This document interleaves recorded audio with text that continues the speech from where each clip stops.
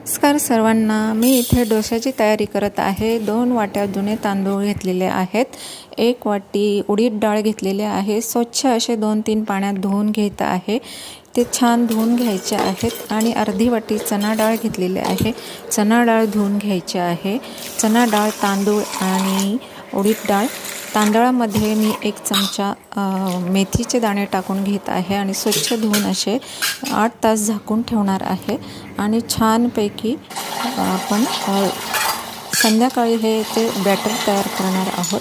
तर इथे मी भिजत ठेवलेले आहेत आणि इथे उबदार जागेत मी बॅटर करून छानपैकी रात्रभर फर्मेंट होण्यासाठी ठेवलेले। इथे आमचे मऊ इथे वास घेत आहे।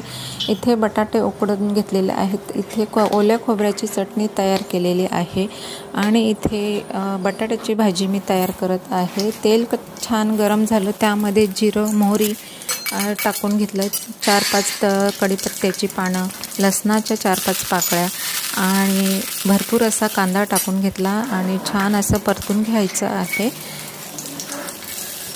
इथे हिरवी मिरची, लसूण छान असं परतून घेतलं आणि त्यानंतर कांदा भरपूर टाकून घेतला आणि हळद अर्धा चमचा टाकून घेतलं, मीठ टाकून घेतलं।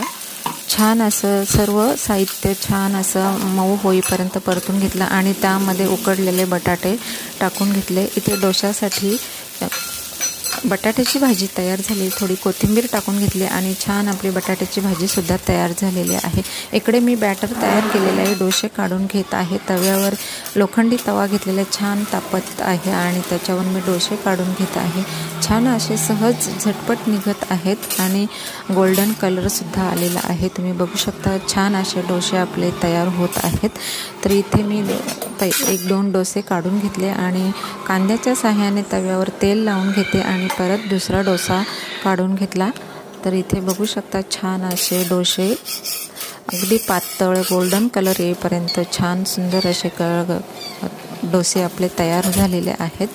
तुम्ही बघू शकता इथे मी खोबऱ्याची चटणी, बटाट्याची भाजी तयार केलेली आहे आणि डोसेसुद्धा खूप छान असे तयार झालेले आहेत, अगदी झटपट निघत आहेत। तर व्हिडिओ आवडल्यास नक्की एक लाईक करा। तोपर्यंत बाय बाय।